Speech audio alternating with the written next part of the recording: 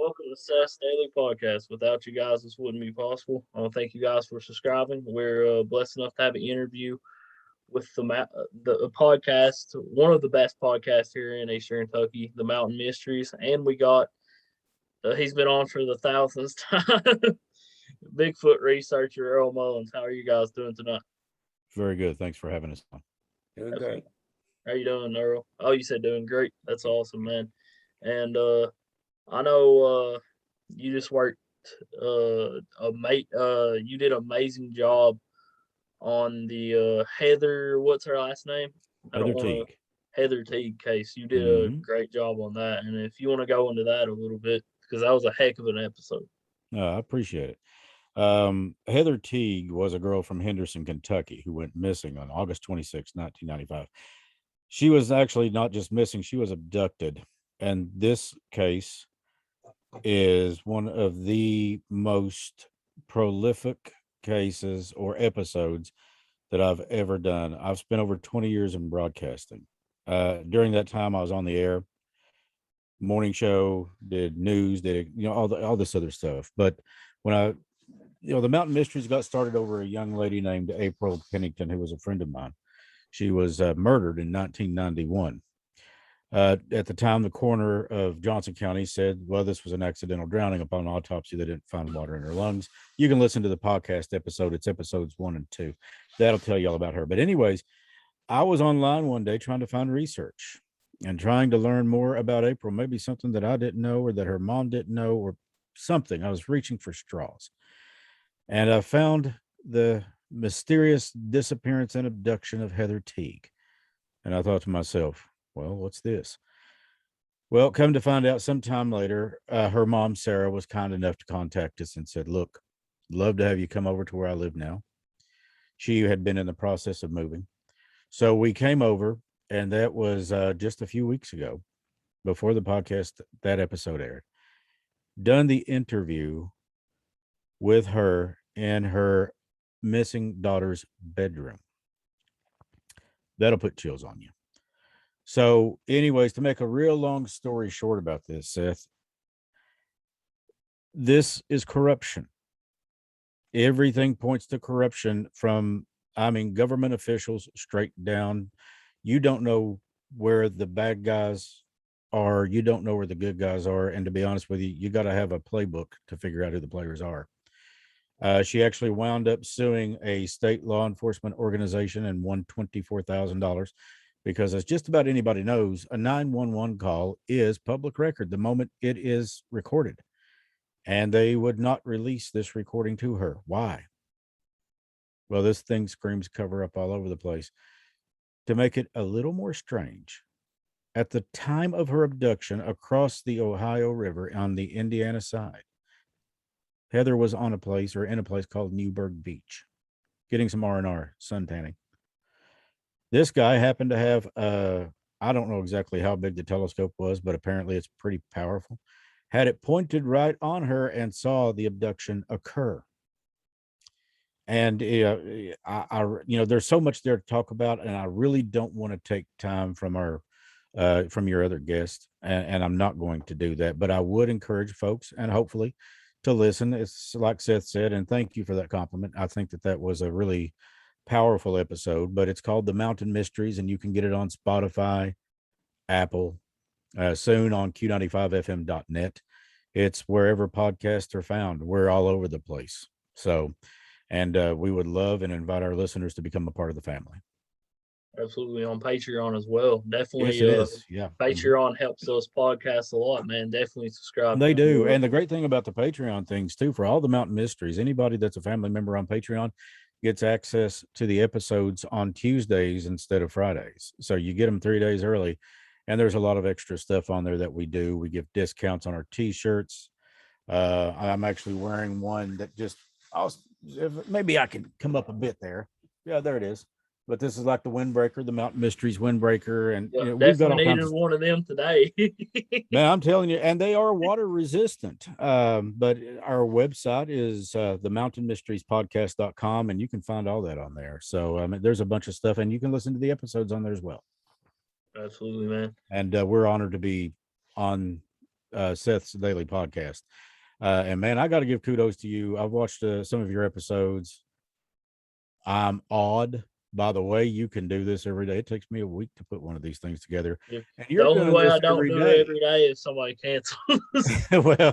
well, I don't care to be a go-to because, like I said, I'm honored anytime I get a chance to talk about. Our mission statement is simple. It's a word: remember. Remember the victims. Remember the families. Remember, and somebody had asked me once, well, if you're all about the people, why did you do one on the Mothman? You don't know that he's real. I said, no, I don't. I've never seen him. I've never spoke with him, never had a beer or a cup of coffee with him. But I can tell you who was real. The 46 people on the Silver Bridge that went into the Ohio River that night, 200 and some odd feet down. Every single one of those people that died had families. They had stories. They had names. They had homes. And this was what was that, Seth? About a week or two before Christmas in 67? Something uh, like that. I Is believe so. when, yeah, somewhere in that neighborhood. Yeah. And Have that's you why ever we been did to one. the battlefield there? Have you ever been to the Oh yeah. The you want to talk about getting the chills, man. it is a reverent, sacred place. Yeah. Good men died there. Good people died there on both sides. But yeah, the Middle Creek National Battlefield, I used to know a few paranormal investigators that actually went there and caught some rather remarkable evidence. Yeah. I mean, And we may have one of those guys back on the Mountain Mysteries soon. oh Because yeah, really? that was some stuff. Yeah, that was Yeah. yeah. But the better, Being yeah, man. That's insane. Was it like apparition? they had caught a lot of what we considered orbs, and there was something that I'm still kind of debating about as to whether, but it did look like an apparition. Yeah. And I think in a case like this, that in terms of ghosts, spirits, whatever you want to call them, there's two different types of hauntings, if I understand correctly. One is a residual, which is like it's a tape playing over and over, and It's the other like one is the an intelligent energy. haunting. Yeah, Yeah. and you get that energy trapped there when something traumatic like gunfights, battles, wars are going on, and some of these people may not know they're dead. And yes, I do refer to spirits or ghosts as people because to me that's what they are. They're just not in this form anymore. Yeah. So yeah, we were very, we actually done an episode, I think that was episode 3, the ghost of 22 Mine Road, Mamie Thurman. Everybody knows that story locally. Logan, West Yeah. Virginia. Yeah. Hmm. You talking about the car going in reverse Yeah. downhill? Yep. Yes. When I worked for Q95 FM at that time, we actually took the Q95 van up there just to see if it would do that. It was a Halloween special. We went there in Frozen Creek in Breathitt County. And let me tell you, either place did not disappoint. And I'll be quite honest with you, it scared the daylights out of me Yeah. and the two people I was with. So Yeah, yeah, definitely there's would. things out there that just because we can't explain them does not mean they're not real. Yeah. So it's Yeah. Like Earl seeing two Bigfoots. He's seen Earl, tell us a little bit about your Bigfoot sightings and stuff. Well, the first one was down there right below where I work. I got up one morning and just happened to, it was really, the snow was really coming down. At the time I was doing route work and looked out and seen how it was snowing. And I thought, well, I'm gonna have to leave early because I had to, at that time, I was working over in Leslie County was my area. And I ran and got in the shower and come back out and looked out the window and seen what I thought, someone was walking down the road. And I thought, well, why in the world is somebody out for one thing this time of morning? Because it was around 3 o'clock, 2 or 3 o'clock. And then, the way the weather was. And as it went on down a little bit farther down the road where I could see better, I thought, I don't think that's a person. Because just the way it was walking, it was, I'm sure, everybody's pretty much seen that Roger Patterson footage. oh It was yeah. like that. So a vehicle came up the road and slowed down like it was going to pick them up. Then it shot the guys to it, left. Went about maybe a couple more minutes, another one came, same thing. So that really caught my attention. And then when it got down there against that mound, it's like a mound of dirt down there. and it was snow. When it got against that, I know exactly what I was seeing. But like I said, I was getting ready. I had to get to my route, and I said, well, the first thing I'm going to do when I get home tonight is I'm going to go over and check for prints and everything. Well, that day it warmed up maybe into the low 40s, and the snow was gone. So, but I know exactly what I seen. And then the second one I seen, I was coming from Bataville, heading to Slade, and was coming through Natural Bridge Park, and it crossed the road right in front of me. So at that time, I could not get off the highway anywhere. Where it happened at, there was no place for a shelter where I could get off the road, or I would have got some footage that time. And it got up into some real thick brush and everything, and it was gone. So, you're fortunate if you see it one time, much less two times. So ever since them sightings, especially the first one, I've been in it for now probably 30, right at 30 years. And the thing about that is you can think back. I mean, I can think back to when I was a teen and squirrel hunting and things that happened back then that, I didn't know of anything like that back then. It didn't make sense then, but it does now. So it's pretty interesting subject once you start, and it's so many different angles that people talk about, just like Don Neal doing that with the Bible code and everything. To me, that was fascinating. Yeah, he'll be back on the 28th, actually. How tall would you say the first sighting, when the first time you saw him, Earl, how tall would you say, or how big was the creature? Well, it would go probably, it was at least I'd say between 8 to 9 foot, and it would go a good, 350, 400 pounds. I mean, it was huge. And the second one I seen was just a little bit small, as far as height, it was a little bit smaller. But now I got a better look because I actually could see where it was, real daylight, that it was a reddish brown in color, and got a pretty good look at its hair and everything like that. The first one I seen, it was dark, and it was, I couldn't tell about the fur color or nothing like that, but I know what I was seeing just by the way it was walking. I mean, it was taking, huge strides. There ain't no man that's going to take strides like it was taking. No. And actually, where we're going to do our the very next thing I'm going to check out. Yeah, man. When is that going to be? You've been doing. Hopefully Saturday. Hopefully Saturday. We've been waiting on this. Hopefully Saturday, and it's right above where I seen it. So up on top of the hill. Yeah. And the guy that lives up there, it's told me about this. That's awesome, though, man. I mean, I know you work crazy hours and stuff, so I know that keeps you from being able to do as much investigations as you want to. Yeah, well, I'm really excited about getting up there to his place, because what he's told me is, I mean, it bodes well for getting some kind of evidence, prints or something. That's awesome.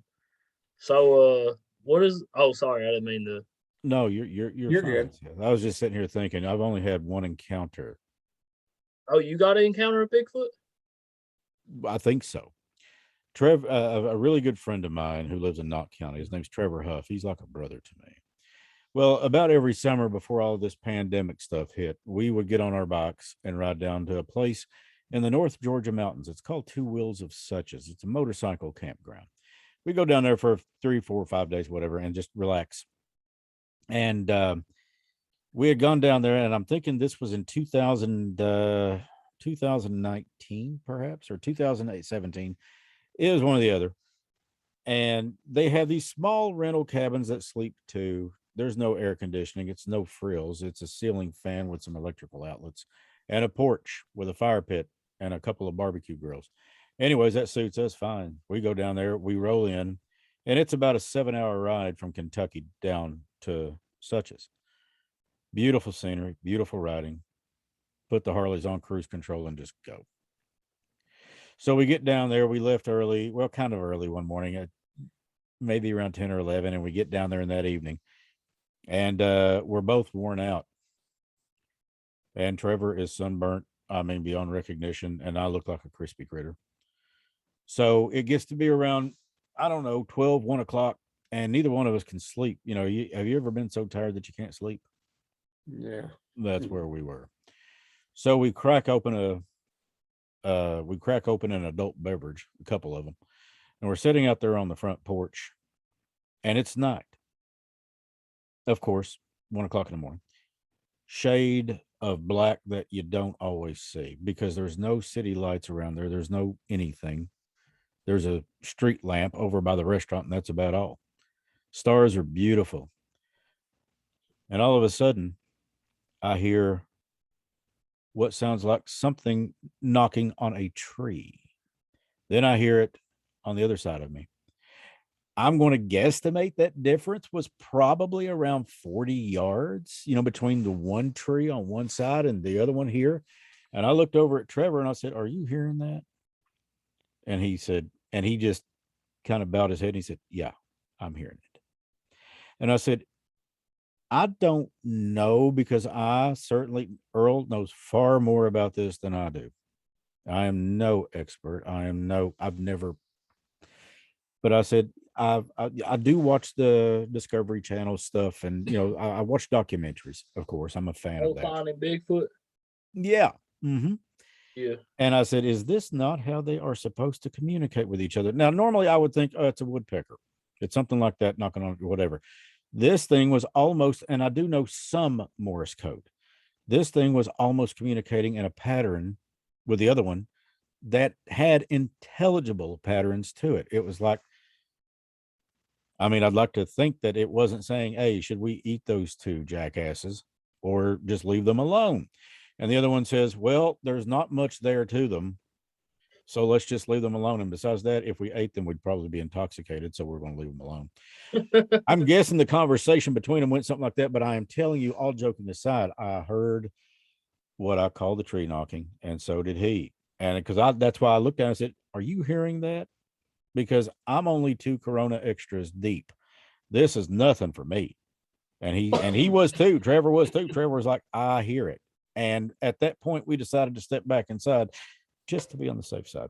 But I do remember that, and I'll never forget it. So, Seth, the next time you run into Trev, ask him about being down there with Chris Slone and hearing the tree knock, and he'll tell you all about it. And then there was other things that we saw that we couldn't quite explain, which probably could have been wrote off. Yeah, so yeah. There were things there, but you also think in the North Georgia mountains, you are pretty much in the heart of the Appalachian Mountains. The Appalachian Trail runs real close right through there, and the North Georgia mountains, that is, I'm assuming, considered by many to be territory that Bigfoot would keep. Yeah, it's a hotbed. Yeah. Okay. Excellent. So my feeling was correct then. Yeah. So, and what you was talking about the knocks and what you said was, I totally agree with you. Said that it was like it was intelligent. Yes. I truly believe that they're a lot more human than animal. Oh, I do too. And to further back that, Earl, I honestly believe that if they were not as intelligent or more intelligent, maybe, than us, they would have been discovered, found, and documented by now. But apparently, they do not want to be found. They don't. They want to be left alone. And who can blame them? Right. Man is the most dangerous animal on the face of this planet. Exactly. But the way that they did it was, on one side, and I'm sitting just like, I'm sitting in the chair now. To my right side, I would hear a series of knocks with a pattern of a pause, and then knock, knock, a pause. And then to my left side, it would respond. And they would go back and forth like that. And I guess that happened probably for 4 or 5 minutes before we said, "Okay, this is enough." Yeah, that's exactly what you was hearing. I'd poop my pants, man. That's scary. Up until that point, I'd never really I'm not going to say I didn't believe, but I'm not going to say I was sold. Now, my dad, rest his soul, he was sold. He knew, and he would tell me, "Look, there's things in those mountains." He said, "It's beautiful to go trail hiking and what have you, but some things you don't need to go looking for because they will find you. And that is what you do not want to happen." He said, "Unless you're carrying an AK-47, which I was not, I had a handgun, What's that going to do against Bigfoot? It's going to piss him off, is what it's going to do. You- And I need to be someplace else. So it's, but yeah, now after hearing that, because I have thought about that over and over, I don't know how many times in my mind, and I cannot help but think that was intelligent communication between two creatures. Exactly. Yeah, I get made fun of for saying stuff like that, but what you said is exactly the way I believe it's true. So, Well, and you know what? Being the host of the podcast I am and having the experience I've had with certain things, I have learned that just because I don't understand it does not make it any less real. So I keep an open mind. And I told Trev that night, I said, you call it Sasquatch, Bigfoot, you know, there's 1,000 names for them. I said, but whatever that was, and Trevor looked at me and he said, that was intelligent. Whatever they were doing back and forth, they were talking to each other. Because I honestly think that, and sometimes that, for all I know, that may be a marker of them saying, hey, look, you're in my home, you're in my territory. I'd rather you not be here. Yeah. yeah. Well, if say for instance, like you're saying, if they felt that you was a threat to them or you was threatening them, they would probably you would probably got stoned. They'd started throwing stones at you Yeah. and different things like that. Because they'll let you know if they don't want you there or they feel threatened by you, they're going to get you out of there. I can honestly say that none of those things happened. Yeah, But the well, they knocking didn't. did happen, but we That's never what had they rocks see, thrown at us or anything. and that's why I think they're kind of more human because they'll figure it out. Is this guy going to be a threat to us or not? And if you're not a threat to them, I truly believe they just leave you alone. You know, as far as that goes, and I say this in a joking manner, and I kind of handle things like this on my podcast as well. As far as being a threat to them, I would have invited them down for a burger and a beer and had a conversation with them if I could have understood them. Because I'm not out to harm anything. That's not what I'm wanting. I do have a curiosity and I have a desire to understand. But just because they're different makes them no less, I hate to say this, but just because they're different does not take away their right to live. Right. Well, I just like I said, I think that I'm as curious can be about them. And especially I watch so many clips of different things that people have their beliefs. I seen this one clip I watched. This guy was saying that and he called them like a tribe. Every tribe of Sasquatch has at least one member that can communicate with humans. They can talk to them. Yeah. And I found that, pretty fascinating. I said, well, I'd like to be able to find the one that I could talk to, just have a conversation. Absolutely. Who wouldn't? That would be groundbreaking. Yes. I mean, Yeah. I think that would be absolutely incredible. Yeah. And I'm pretty sure if I were him, I'd be saying, we all just leave us alone. So, Yeah. I mean, we're not hurting anybody. We're not eating your dogs. We're not eating your cats. We're not coming after you. We just want to be left alone. I ran across this clip the other day, and I've not had the chance to watch it, but it was put out by, it's called PKLiveNews.com. I've heard of them. And somebody, I guess it's maybe the one that put this, Trey Hudson is his name, says ex-soldier claims Bigfoot might be trans-dimensional being. I had the same theory about the Mothman too. Mm-hmm. Yeah. So a lot of the Indians believe that Sasquatch is a spirit. Yeah. Yes. And then there's lots of people believe that Bigfoot goes back and forth. They're connected with aliens. They go back and forth in time and portals. So if all that's true, that would explain to me a lot of things that why you cannot get to see them so much and how they disappear so quick and just different things like that, Yeah. And Chris, you investigating the Mothman, has anybody ever told you their accounts of seeing the Mothman or seeing the Man in Black? Yeah. Yeah. The Men in Black, yeah. There's so many schools of thoughts on all this, and the Mothman being interdimensional or connected to the smiling man, the grinning man, Indrid Cold. Some people said that Indrid Cold is the Mothman. When I've talked to people about this. Excuse me. The sinuses are driving me crazy. But when I talk to people about this, we actually discovered that there had been Mothman sightings as recently as 2015. And guess where that was at? Point Pleasant. Chicago O'Hare International Airport. Pilots, airline pilots had come forward to report this thing that stood about 8 feet tall, 12 to 16 foot wingspan, glowing red eyes perched up on top of a bridge. Right then I'm thinking, well, what do we have here? Because typically the Mothman, from what we know about him, shows up, makes his presence known right before what? A disaster. A tragedy happens. A tragedy. I was Absolutely. actually going to ask you about the injured code though. Well, when Woodrow Derenberger met him, he said that the majority of the communication, if not all of it, was telepathic. And, we actually put on, and this is available on the internet. Anybody can look it up, the Grinning Man, and just like if you're on Google, click images, and you're going to see a picture of a guy that looks a whole lot like Cesar Romero's Joker in the 1960s Batman series. And I remembered seeing that, and I said, that does not look like anything. I mean, it's creepy. Yeah. Harmful. I don't get that feeling. And even Mr. Derenberger himself had stated that Mr. Cold had repeatedly told him, we're not here to hurt you. We mean you no harm. We are simply curious, and we are travelers. And then he started asking the most mundane questions, or mundane to us. Well, where is Gallipolis, or what is Gallipolis? What is a city? Is that where people live? And Mr. Derenberger explained to him, no, that's where we conduct our transactions and our businesses and things like that. And people normally live outside of the city a bit, or maybe some in apartments in the city or house. But it was kind of odd, the questions he was asking. But if you think about it, if somebody's not from this zone, then they're going to be curious enough to ask those questions and say, okay, well, Seth, what's this thing? And Seth says, well, that's a house. Well, what do you do with this? Well, this is where I live. This is where I eat. This is where I sleep.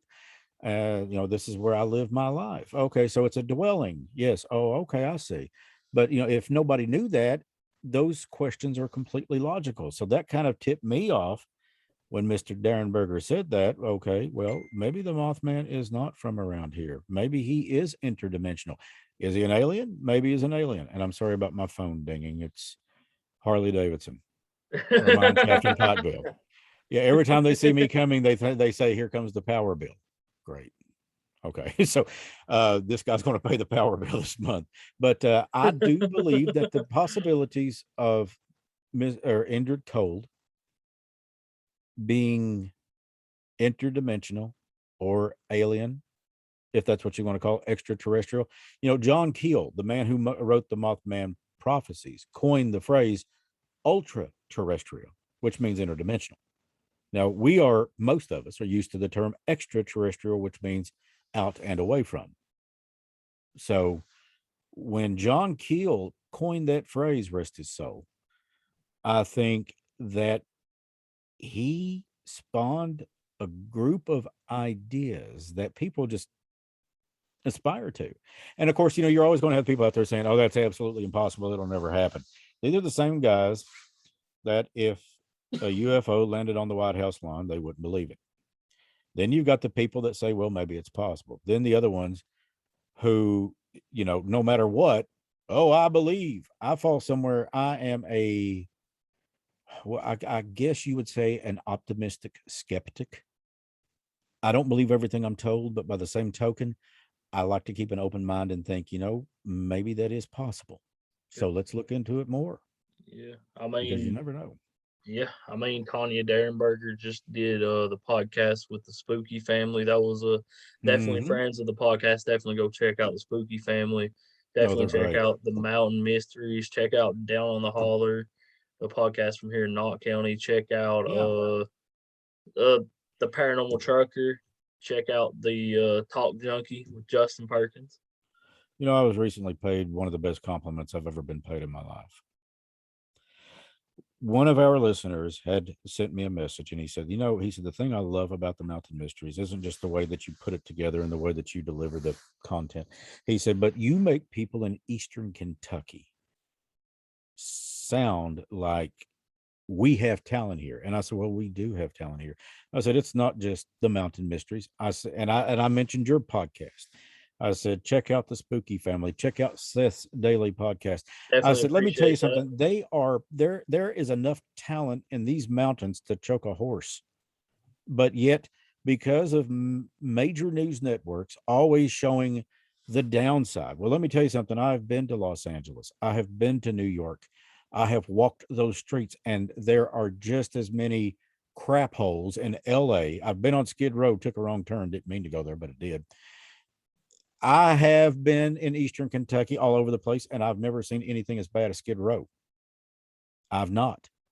Now, do we have our problems? Yes, everywhere does. I don't care if you're in Tulsa, Oklahoma, Los Angeles, California, Sacramento, if you're in Queens, New York, every place has problems, but every place also has a lot of good. But my issue is when these news media organizations come down to Eastern Kentucky and they show the worst of the worst and never show the good. They never show the bad, or they never show the best. And we've got a lot of wonderful people right here in these mountains. And I'm proud to call them my friends. And I'm damn sure proud to say this is my home. And I'm proud to say I am from Eastern Kentucky. I'm from these mountains. And Lord help them. Right now, the Mountain Mysteries, according to the Podcast Association, and this was a month ago, they said that we were on our way to ranking top 5% globally. People were listening. We've got them all over the place in these countries. And that's great. I appreciate that. But if this thing ever hits that big, I will be the first one to say, I was born in Paintsville and I live in Prestonsburg, and I'm proud of it. And I'm proud of the people I know and associate with. Yeah, absolutely, man. Eastern Kentucky has some amazing talent. Definitely We appreciate do. you telling that guy about your listener about my podcast. Definitely Oh, appreciate that. absolutely. I think you guys are doing a great, I think you're doing a great job, Seth. And again, man, it's a slobber knocker to me that you do it every single day. I'm like, how in the world is it? That guy's got what is, have you got clones? Because I'm like, man. And I first learned about you on the Spooky Family podcast. I heard that when you had the interview with Gertie and Poor Old Beagle. And everybody loves Beagle. Yeah, they actually had them on. They're great people. I mean, They are awesome. Elliot and all them are Elliot is great top, people. he's top class. Absolutely. Nothing I would not do for none of those folks. They treated me like family. Talked to me like Paranormal they know me. Trucker as well. Yeah. One of the best people out there as well. Yeah, I got to listen more to that because I want to hear this Large Marge. Yeah.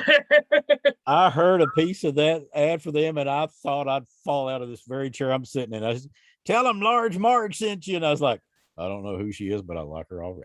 So yeah, and shout out Justin Perkins as well. He does a great job with Talk Junkie. Me and him was a guest on the Paranormal Trucker together. That was a fun episode, and Large Marge is hilarious. So now you actually were a paranormal investigator, or you are a paranormal Was a investigator? paranormal investigator for 5 What years. got you out of that?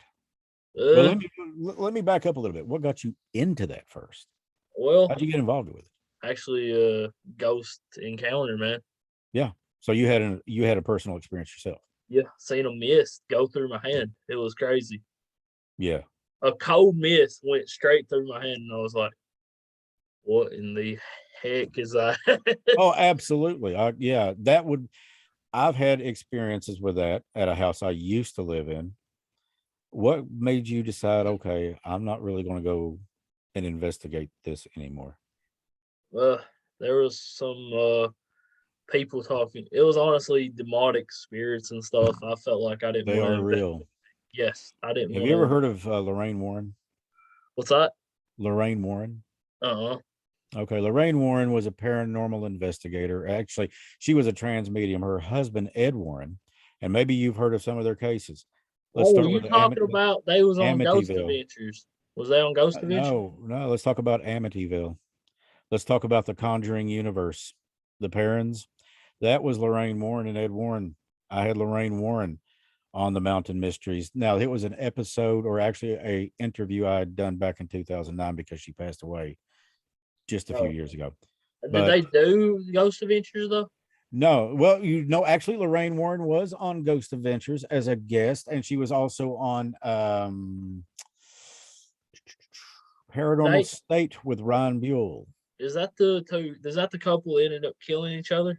No, Oh, Ed died of natural causes. He died after a stroke. Lorraine passed oh, away of oh. natural causes too. They were married. Check those out and see what you can learn about them, because these people were phenomenal. But I know you've heard of Amityville. Yeah. That was Lorraine Warren. That was Ed Warren that dealt with that thing. And if you've ever seen any of the Conjuring movies, that was Ed and those films are actually based on Ed and Lorraine Warren's cases. And I'll never forget once Ed Warren saying, the fairy tale is true. The demonic is real. God is real. And our very destinies and souls hinge upon which one we elect to follow. So, yes, demonic, it's real. God is real. Yeah. Now, a lot of people think God's not real. God's dead. Let me tell you something. He's alive. He's working in people's lives every day. I have no doubt of that. I've seen it firsthand. I've experienced it. If you Because think if it about weren't for what's him, I going should have been on, dead 15 years ago. yeah, man, definitely. If you think about what it says in the Bible, look at what we're going through right now. We're having storms like crazy. Really funny that you should mention that, Seth. I had a conversation with an individual today, and I said, a lot of people are amazed about what's going on with all the disasters and the pandemics and the sickness and they said, you're not surprised? I said, no. I said, Jesus Christ told us over 2,000 years ago that this was going to happen. It's been right there. It's been right there in that Bible for all this time. And don't get me wrong, I don't do religion on a podcast, but anytime I have a chance to say God is real, I'm going to stand up, because he's been good to me. He's been good to my family. He saw me through more than I deserve and blessed me more than I deserve. So my mom, when I was growing up, she used to say, your voice is a gift. The way you do things with about a microphone is a gift. She said, what you do with that gift is a gift back to God. So the Mountain Mysteries is there because I'd love to see the people guilty of thinking that they have the right to take another human being's life when it's not in defense of themselves or their family. They need to be thrown under a jail. But, if we can get them in front of a court, then a jury of their peers will decide what happens. But my big thing is the people. Let's not forget the Aprils, the Dwaynes, the Tims, the Mamies, the Muriel Baldridges of the world. Let's not forget any of these people. Now, also, we've got that in the mountains. And like we're talking with Earl this evening, yes. Do I believe that Bigfoot is roaming these mountains? I'd bet money on it. I'd bet spending money on it. Because like I said, just because I've never sat down and had a coffee with a guy doesn't mean he's not real. You and I have never had a beer together. We've never had a coffee together, Seth, but you're as real as they come. So just because I don't know it personally or understand it doesn't mean I can't believe it. Yeah. There's too many. We've got too many mountains just around here, and the Mountain Mysteries goes around the world. Our episode dropping this Friday, or let's see, is it this Friday? Or next Friday is in Queensland, Australia on Black Mountain. And Wow. the one that's dropping Friday, not coming, they all run together after a while. I'm sorry. But it's another one that is a paranormal hotspot. But yeah, if your listeners care to check us out on Facebook, The Mountain Mysteries, or of course, look up my name, Chris Slone. We do every Thursday nights at 8:00 a live video feed from the studio here. It's called The Gatherings, and we talk about the episodes coming up, and tomorrow's going to be a pretty special one. Oh yeah, man, that's definitely awesome that you're doing stuff about not just here in Eastern Kentucky, but Australia. I mean, Australia, man, that's insane. That's awesome. Well, thank you. I appreciate that. And what got that going was we took a look at our numbers, and a pretty good percentage of people are listening to the Mountain Mysteries in the land down under. And they have a beautiful culture. They have a beautiful country, and they have a lot of mysterious things. But the one on Black Mountain is coming up. I could not get past this, and this is why I wanted to do it. The Aborigines, it's a beautiful culture. But these people live out with dingoes and scorpions, and they won't go near this place. It is sacred to them, and they will raise their hand in a testimony that if you go there, bad things are going to happen. So they won't even go near it. And we're talking about a tribe, a clan of people that have seen it all, that have warred, that have lived with animals, that have fought animals. These people are as tough as they come. And they're like, Black Mountain, no, we're not going near Kalakahaka. And that's what they call it, Kalakahaka, which translated means the spear. They won't go near that. Wonder why. Find out. Listen to that episode. It's a dandy. Yeah, that sounds awesome, though, man. And I'm check you out as soon as I want to. The good thing about me coming on this, because Seth's the first one that approached me. I guess you found out maybe about me through mutual friends or something. I don't know. But when you asked me to come on the first time, you was the first one. I don't know much about podcasts and all this stuff, but then all these guests that you're having on here, it's kind of educating me. And I'm going to, I'm writing them all down all the time, and I will check their stuff out. So I'm getting educated, and I'm loving this. I'm just listening and getting educated. Well, Earl, I've learned a lot from you, especially, I had that suspicion when, I was talking about the tree knocking, and I remember telling Trev that. And then when you backed that up and you said, yeah, absolutely, that's what's going on, I didn't feel like a fool. When you told me that, I said, okay, so we really did have something going on. Yes. And I'll be honest with you, looking back on it now, I'm kind of glad that I went back inside, but at the same token, I would have loved to had a further experience that would not have given me a heart attack. But, because let's face it, I don't think that the Sasquatch tribe or tribes or Bigfoot, however you want to call them, I don't think that they're out to hurt people, or they could have done a whole lot more damage than what they've done. And really, I don't know of any damage they've done. No, not unless they feel threatened. There is people that, and I keep talking about these different things. There's people that believe that Sasquatch is just like humans. You have some that are God fearing. You have some it's in the middle of the road that don't is not either way. And then you've got those that's demonic. Yeah, and there are evil people. Right. So it stands to reason that there would be the same there. Right. That's what they say. Excuse me. But like you say, that makes perfect sense to me. I don't think that they would actually do you in there. I figure that they're as curious about, like if I was out in the woods, they're as curious about me as I am about them. Earl, may I ask you a question? Yeah. I don't know if you've seen this footage. Of course, we've seen the Patterson footage. I'm sorry, but I saw a piece of footage. As a matter of fact, I was watching a documentary just a few nights ago on Amazon, but I saw a piece of footage where it looked as though somebody had captured a Sasquatch on film carrying what I would call a cub or a baby, which stands to make reason. But I was just wondering if you had seen that footage. Was that Paul Freeman's footage? Yes, it was. Yep. That is, to me, that's authentic. Yeah, no, that's what I was going to ask you, because no doubt in my mind, it's as authentic as the Patterson footage. Yeah, it actually reaches down and it scoops up.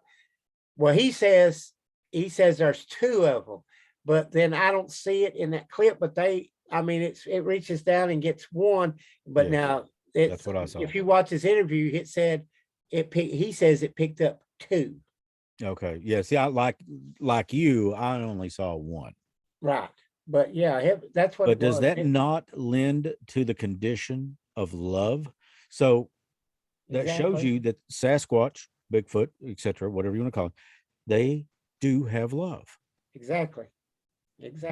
Just like I say, they're more human. People. Yes. They're more human. They may be more human than human beings. Right. Yeah. So, yeah. I've actually thought that same thing. They're probably a lot more kinder than humans.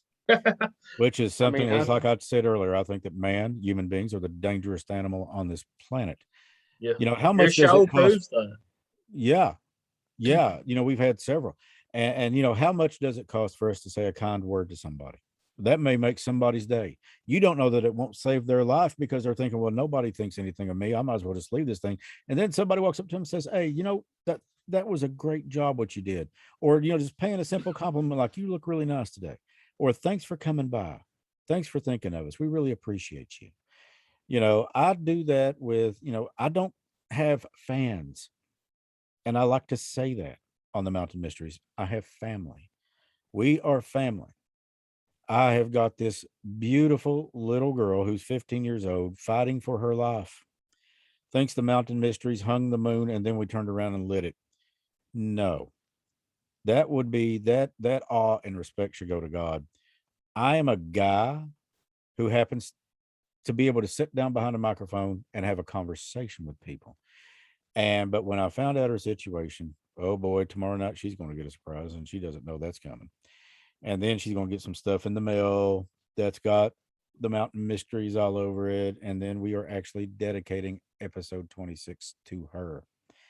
Because I think if you can make a child, or anybody for that matter, who feels isolated and alone because of this pandemic and certain medical circumstances that they may be going through, if I can reach out and put a center of spotlight or the spotlight of attention on her, so she knows she's not alone. How much did that cost me, Seth? Zero. It's called being a decent person.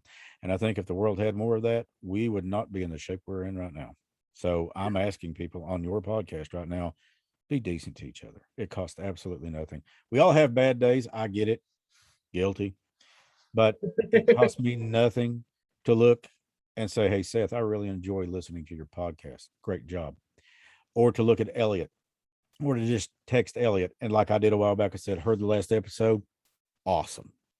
Because I really, don't get me wrong. I want to meet Elliot. I want to meet Gertie, but I really want to meet Beagle because I want to figure out how he deals with this. So it's, and to me, the whole family is just awesome. They're great people. He's a funny guy for sure. He's hilarious. I think he and I could sit down and just have a really great conversation and probably a few good laughs. Yeah. Large Marge too. She's hilarious. Yeah, she just sounds awesome. She really does. She does a great job on all three of them do a great job on the Paranormal Trucker and the Spooky Family. Well, I am going to, with your permission, post a link to your podcast on our webpage. Absolutely, man. I definitely appreciate we've got that. the Spooky Family on there. I'd love to have you on there as well, because I'm all about promoting talent in Eastern Kentucky and anywhere else. If it's a podcast that I feel people can benefit from, then I'm all about it. And what better way, and my gosh, what better time than right now when this internet thing is rocking hard. People have a way of expressing themselves. And there's so many different formats and so many different podcasts out there, whether they're true crime, paranormal, maybe they're a educational podcast, or maybe it's a podcast focusing strictly on cryptids.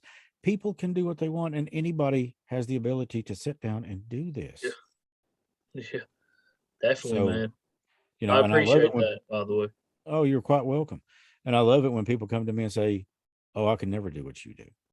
Oh, yes, you can. You can do what I do, and you could probably do it better if you want. The number one thing to remember is put yourself into it. Be you. That's what people respond to when you make that connection with them. I have talked too much, and I'm sorry. So I'm loving it. I'm loving it. Yeah, man. This is what a podcast is all about, having amazing guests like you and Earl. Yeah. Well, to me, it's friends sitting down and having a conversation. Absolutely. Now with the Mountain Mysteries, a good part of the time, it is just me. And I've got no problem with that. I'm okay with that. And I'm also okay with having co-hosts or guests. I love having guests. It makes my job so much easier. I know your daughter helps you out. I didn't mean to cut you off, my bad. But I know you're fine. You're perfectly fine. Yes, my daughter Cody and your son-in-law. Yeah, we have a team. Cody, my daughter, she does voice work. She did the voice of the Watcher on episode 9, the mystery or the Mountain Mystery of 657 Boulevard. That still creeps me out. We got 5-star reviews across the board on that one. That's awesome. And I remember her sitting down because she is trained somewhat in voice, and she was actually a singer for the Kentucky Opry at one point, junior pros. And she said, okay. She said, so who is this watcher person? I said, well, that's just the thing. Nobody really knows to this day. They were just creepy. She said, well, what's my motivation? I said, get behind that microphone and act like you're about to come unhinged.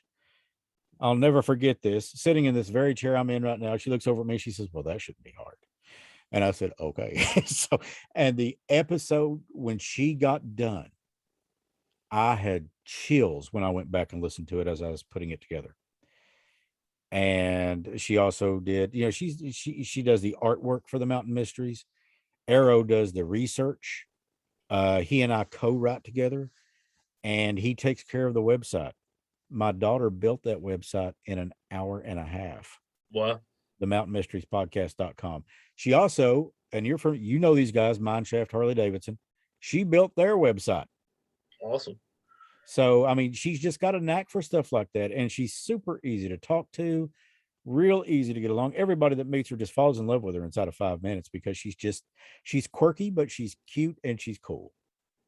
And I'm proud to be her dad. Very proud. Always have been. But yeah, it's a family effort. It is. My daughter, my son-in-law, and I, and my brother, love his heart, is probably our biggest fan. Mountain Mysteries, sweatpants, Mountain Mysteries, ball caps, Mountain Mysteries, t-shirts. He's like, I love it. I love listening. I love everything about it. I love watching the gatherings. And I'm like, wow, to have that kind of impact, a positive impact on somebody, should be why we do this thing. Absolutely. That's a great idea, by the way, for gatherings and stuff. And what was the Watcher about? The Watcher actually took place in New Jersey. It was 657 Boulevard. It was kind of a haunted house, so to speak. Derek and Maria Broadus had moved in. They'd saved up the money to buy this $1.3 million home, which you can imagine that's a lot of money. Big house.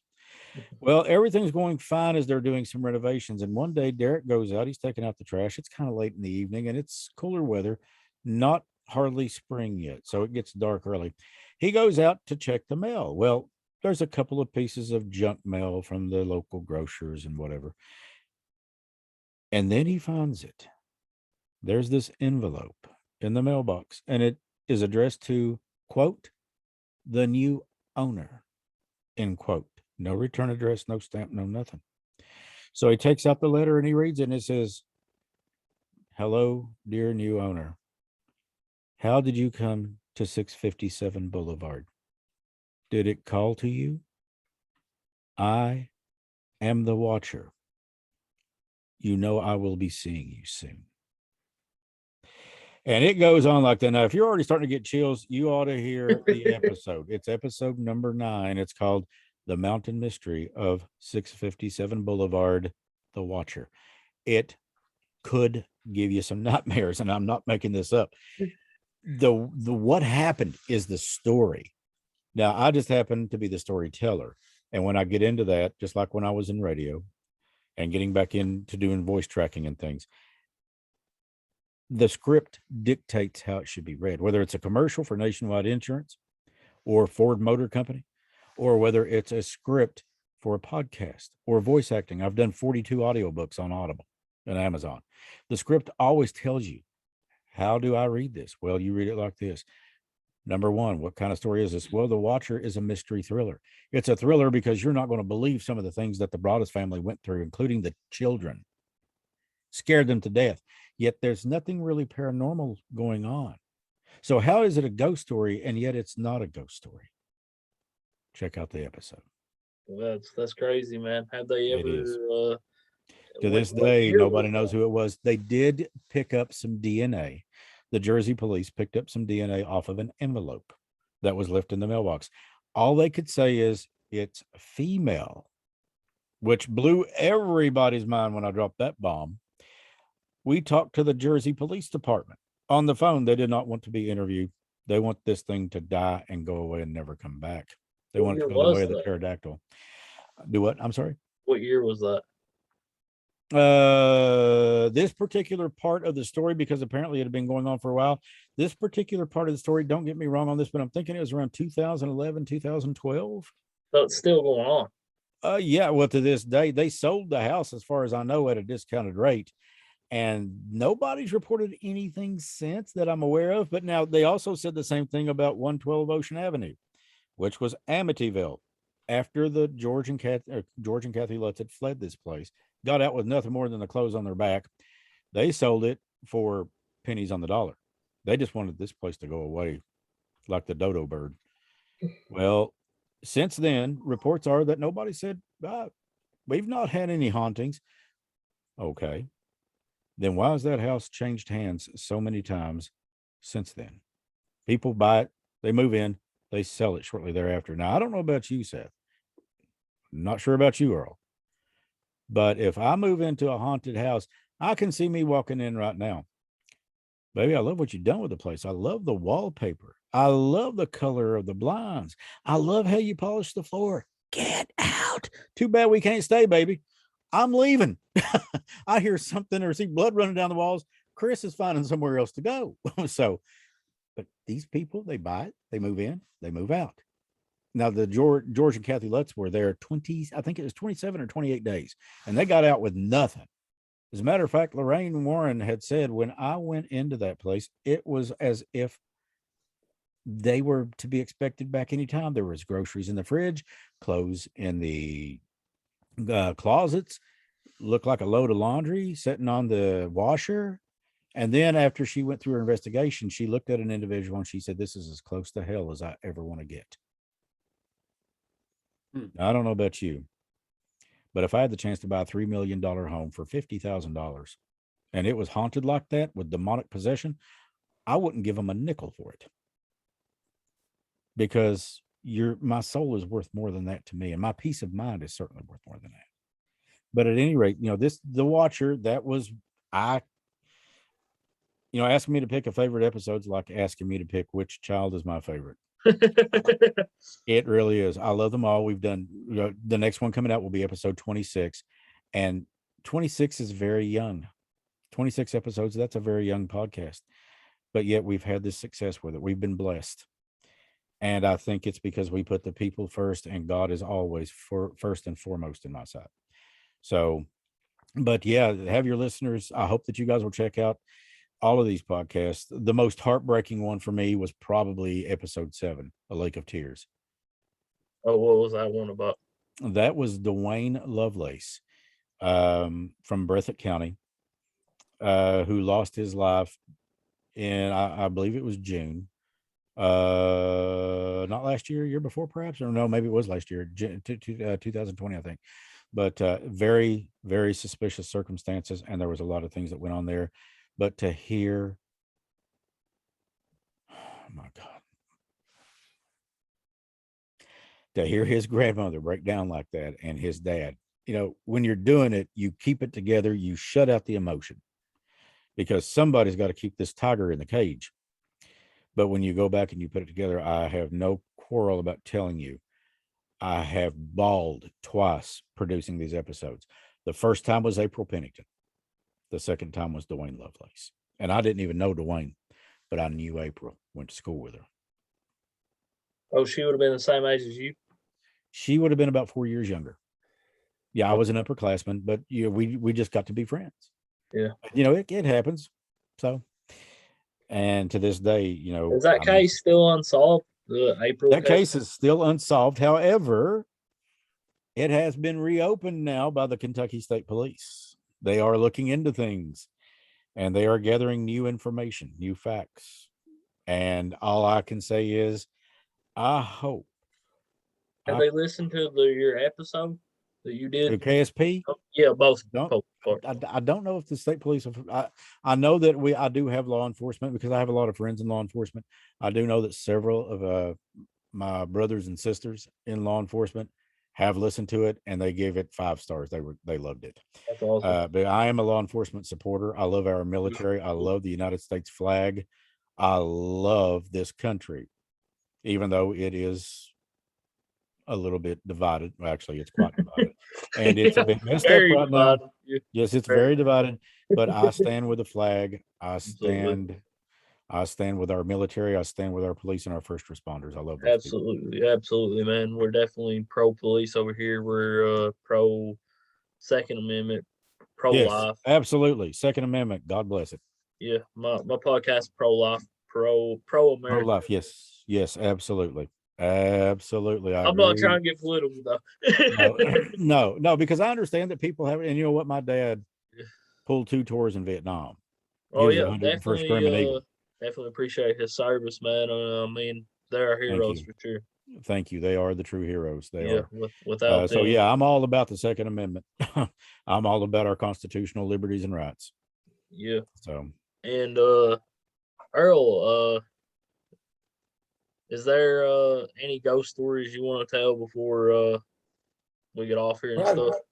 I was listening to all this, when he was talking about these homes and different things like that. I know of a home that's in Knott County. The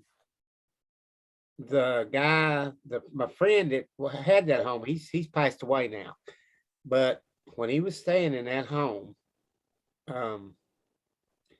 his neighbors was basically telling me this stuff. He evidently he had a demon or something that was in that home, and he was really, he was kind of laughed and scoffed at that kind of stuff. But his girlfriend this girl that he was dating at this time, she was an atheist. So that makes me wonder if she didn't get this demon in this house, but I don't know that for sure. But he had recorded her on his phone, and basically she was just talking just out of her head, all this kind of stuff. She would be coming off the bed and all this kind of stuff. And he was just he just thought it was funny. He was laughing at it. And evidently she was possessed. I mean, that's the way I looked at it. Yes. And so anyway, like I said, he's passed away now. He was killed in a car wreck. But anyway, the family, he left all the stuff to the family and they was really, really good to him, to help take care of, just did all kinds of stuff as far as looking out for him and stuff like that. He left everything to them. And the parents at first, they tried to stay in the home and couldn't do it. They said it was something there. The husband of the one, he actually told me a tale that he woke up one night and he raised up in his bed, and there was a female sitting on the end of his bed. That's creepy for sure. And he said, well, who are you? And she said, my name is, he thought she said Lily. And I said, you think it might have been Lilith? And he said, well, it might have been that. But I can't exactly remember what he said she said. But I truly believe what he thought, it was Lilith. And the guy that I was talking about that was killed in the car accident, I believe he had a spirit in it, because they would find him a lot of times and he was like he was drained. So what is the term that they call the demon like that? It just basically, it'll take the life out of you. What is the term for that? I have no clue. You know what I'm talking about, Chris?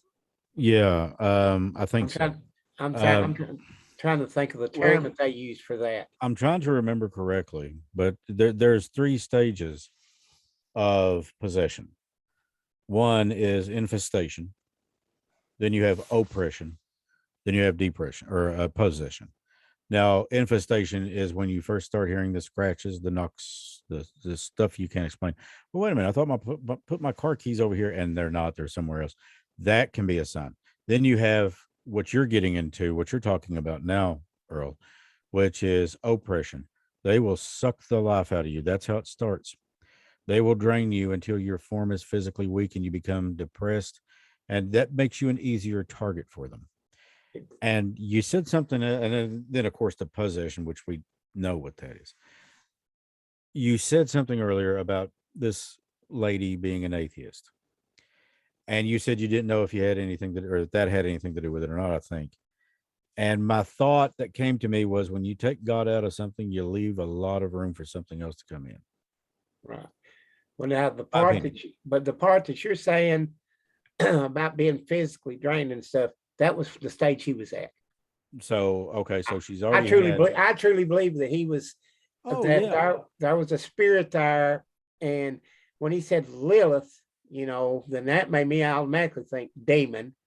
And actually there's a cemetery close to that home. I went over and looked at all the tombstones. There's some old tombstones there. There's this Knox County, so I don't go there. Yeah, exactly. It's near Knott County Central High School. Okay. But anyway, this cemetery. Let's not go there. I looked at every stone over there. There was no Lily, no Lilith. There was a lot of old stones there that, way they used to do it. They was just a marker. Doing a lot of research on history of places and stuff with ghost hunting and stuff. I mean, there's a lot of people that have unmarked graves and stuff that we don't even know about. So is it possible that there could have been a woman named Lily that got killed there or died there and stuff? Is there a possibility that could have been residual? It is very possible it could have been residual because if something bad happens at a certain place, their energy will still be there. Residual energy. So it is possible that it could have been residual, but the thing that makes me think that it was intelligent was her saying that name, because mostly with residual energy, they will not say anything intelligent. No, they just repeat the same thing over and over. It's like you got a videotape on loop. Yeah. If it's residual. And there was a house in Lexington that my cousin owned. Every time it was residual haunting. Every time at 4 a.m., you would see a mist go through their house. And I used to sleep on the couch there and stuff. And like 4 a.m., I'd see a mist go by. Wake up from my sleep. It scared the absolute crap out of me. Yeah, I've been meeting to get up with this family and ask them how things are in that place now. I can tell you this: I definitely will not investigate anywhere anymore. I'm not a ghost hunter. Oh, I'm not either. I'm definitely afraid of spirits and demons, that kind of thing. I got out of ghost hunting, thank God, man. But I mean, Chris, what you're doing with the mountain mysteries is absolutely phenomenal, man, and it's giving the voice to the voiceless. I mean, the dead people are the voiceless. They can't fight for themselves. So what you're doing is helping their families fight for them. And I mean, man, that's it's really something when you have a grandmother or a parent of a child or anyone else for that matter that's a family member walk up to you and you don't really know them that well, but they look at you and they say, "Can I hug you?" Well, what do you say to that? I'm like, "Yeah, sure." And then they start crying right there. And all you can do is just hold them. And can I tell them that I know what they're feeling? Like, I lost my parents a month apart in 2019. Oh, definitely sad to hear that, man. Oh, thank you. But I thank dear God in heaven for this. I didn't lose my daughter. So I don't know what it's like to lose a child. All I can say is I can empathize. I can't sympathize, but I can empathize. Definitely as a parent, that is your worst fear. Let me tell you something. I will rock that orange jumpsuit over my kid. And I will smile in the mugshot. Absolutely, man. Over my child. We'll do anything to protect our kids. I think a person has a right to defend themselves and their family. And if that's by means of using the Second Amendment, so be it. But I do not, under any circumstances, no matter how mad I get, how jealous I may be, I'm not going to take another human being's life. Now, have I ever thought about it? If I had a chance, oh yeah, I've thought about it. But have I ever planned it or done it? Absolutely not, because that's not who I am. But I do think that you've got the right to defend your child. You've got the right to defend your family, your mom, your dad. You've got that right to defend your family and your property. Absolutely.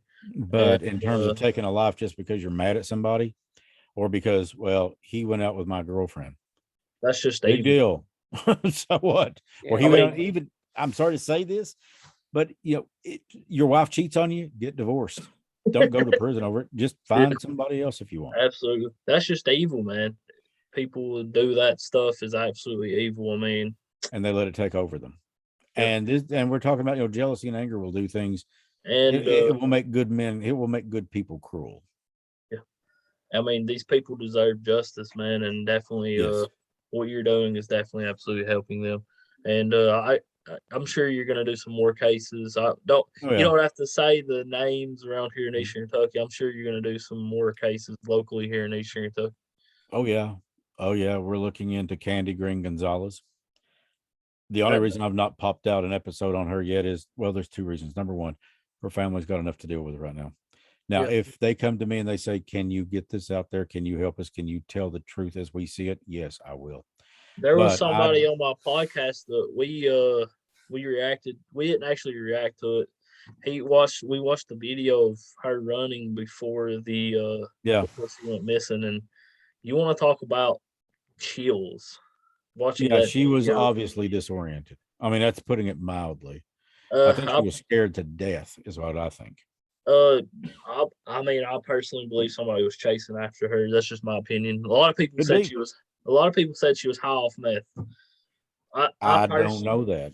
I, I know what the rumors say, but I can tell you, I think that she was scared to death. I personally don't believe she was high. That's just me. That's Mhm. just me personally. People can think whatever they want to, but Well, sure. Yeah. personally, it just seemed like somebody was chasing after her. There is something more there than we see. Yeah, I You mean, can you tell can't that. see behind the camera. Is the No, thing. So I no. mean, was there somebody chase? It just seemed like somebody was chasing after her, like trying to abduct her. I think that this goes deep, far, and wide. And did I? Um, And I think they. It looks like in the video that they probably caught up with her. they may have. I mean, I know as far as I know, the last time she was actually seen, was trying to climb up a mountainside. And after that, I mean, that's just what I've been told. yeah, the videos on YouTube of that. Uh-huh. Yeah. It's creepy, man. It is. It's very sad. And Yeah. I mean, I hope she's found alive and well, but it's anybody in law enforcement will tell you. And like I said, I am not in law enforcement. I've just got a lot of friends that are. But people in law enforcement will tell you the longer this goes that she's missing, the more the hope drains Yeah. of her I being mean, found alive. and people should stop the saying that she was on drugs and stuff. People should stop that out of respect Let's for the focus on the family. missing person. Let's not focus on anything else but the missing person. And you Because don't have any this, facts to back that. It's just rumors. yeah, and you know what? Even if Joe Black was on drugs, or even if he had an addiction issue that he was dealing with, that does not make him any less of a person. And he deserves, or she deserves, the same respect as anybody else. Yeah. I really don't know where you're at right now, Seth, but I'd like to be there. I love the ocean and the palm trees. I wish I was on the ocean, man. Yeah. Ain't that she's from your? She is I mean, from I'm my not. area. She is from I'm my general area. Yeah. not trying to put your location up there, but Oh, she's that's all from the right. same county as you, right? Yeah. She is actually in the same county that we're based out of. And I think that she deserves justice, and I would love to see her come home healthy and happy. Yeah, I that would love to see video that is happen, but definitely creepy, man. I yeah, mean, I mean, I don't. That was. I don't. I'm speechless of how it just gives you the chills watching it, man. I mean, I a deal with something similar every week. seeing a beautiful girl. Uh, Yeah. I mean, And if I'm not mistaken, she was a mom too. yeah. I mean, I made Yeah. as a father, I couldn't imagine being away from my kid. No, no. My daughter and son-in-law live relatively close to me. And I love the fact that they come over quite a bit. They help with the podcast. And sometimes we just sit around over, we get a pizza and just chat and just talk. And we do what families do. We just happen to be trying to do something that's kind of extraordinary. Positive. Positive. Absolutely. And in today's times, that is extraordinary. Just about anything positive I'm like, wow, well, that's great to hear. So, Yeah, you know, in a sea of no's, we try to be a pond of a yes. absolutely. Absolutely. And yeah, man, I want to thank the Mountain Christopher Slone, the host of Mountain Mysteries, for being on. I want to thank Earl Mullins, Kentucky Bigfoot researcher, for being on. Y'all have a good night, and God